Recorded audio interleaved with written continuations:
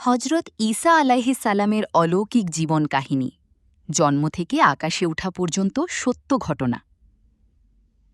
আসসালামু আলাইকুম ও রাহমাতুল্লাহ। প্রিয় দর্শকবৃন্দ, আজকের এই ভিডিওটি আপনাকে নিয়ে যাবে হাজার বছর আগের এক বিস্ময়কর সময়ে, একজন মহান নবীর জীবনে, যিনি জন্মেছিলেন অলৌকিকভাবে, যিনি আল্লাহর ইচ্ছায় মৃতকে জীবিত করতেন।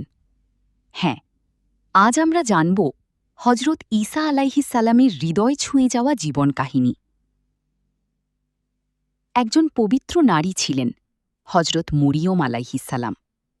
তিনি ছিলেন ইবাদতে নিমগ্ন, সবসময় আল্লাহর স্মরণে থাকতেন।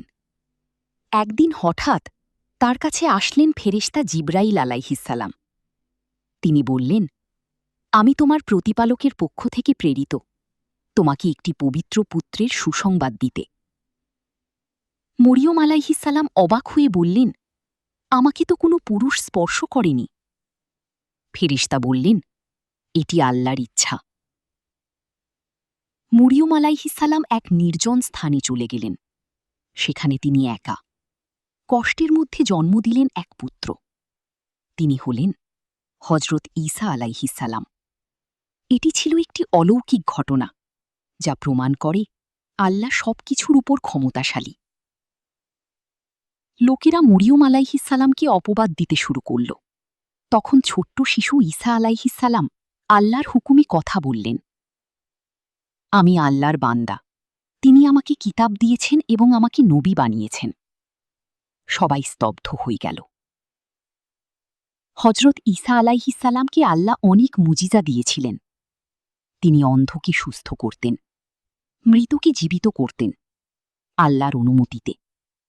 মাটির পাখিতে প্রাণ দিতেন। তিনি মানুষকে বলতেন, তোমরা এক আল্লাহর ইবাদত করো। কিন্তু কিছু মানুষ তার বিরোধিতা করল। তারা তাকে হত্যা করার পরিকল্পনা করল। যখন শত্রুরা তাকে ধরতে এলো, আল্লাহ তাকে আকাশে তুলে নিলেন। তারা তাকে হত্যা করতে পারেনি।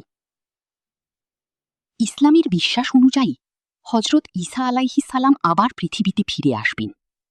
তিনি ন্যায় প্রতিষ্ঠা করবেন, মিথ্যা ও অন্যায় ধ্বংস করবেন।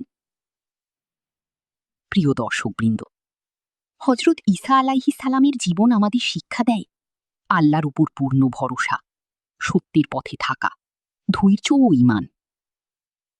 আপনি যদি এই ভিডিওটি পছন্দ করেন, তাহলে লাইক, শেয়ার এবং সাবস্ক্রাইব